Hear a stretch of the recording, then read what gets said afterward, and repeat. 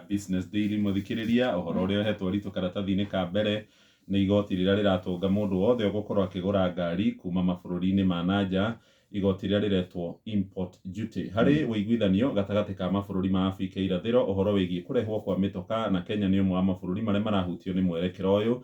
Igoti riri ni rongerereka nginyagia gicunji kia 35 harĩ igana, riroima gicunji kia 25 harĩ igana. Na nĩ ũndũ ũraonania atĩ rĩu ngari iria iringĩraga gũkũ bũrũri-inĩ thogora wacio nĩ gũkorwo ũkĩongerereka, ona nĩ ũkĩringithanio na mabũrũri tũrigainie ta Rwanda hamwe na bũrũri wa Uganda.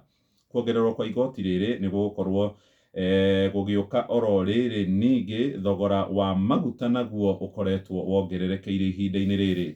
Ngathĩti ĩno ĩratarĩria nĩ ũndũ gũcũngĩrĩra andũ aingĩ hihi gũthiĩ kũgũra ngari iria irahũthĩra hinya wa thitima ithenya-inĩ rĩa kũgũra ngari cia betũrũ, na ngari iria irahutio mũno nĩ igoti rĩrĩ rĩa import duty ya 35% nĩ ngari iria ikuaga makĩria ma thii 10 gũthiĩ na igũrũ, ngari ingĩ ciĩtagwo station wagon, oro hamwe na tũkari tũrĩa tũteng'eraga twa mahenya nĩ imwe cia indo iria cigathĩkĩirwo igoti rĩrĩ. Rũgano rũrũ rwĩ karatathi ka mbere rũgathiĩ nginyagia karatathi-inĩ ga gatano, harĩa rũgano rũngĩ kũringana na ũtuĩria wa rũhonge rwa ndari karatathi-inĩ gaka mbere roiga atĩ atumia aingĩ arĩa gũkũ bũrũri-inĩ makinyĩtie mĩaka ya ũciari, aingĩ ao marĩ na ũritũ ũkĩrĩtie gĩthimi.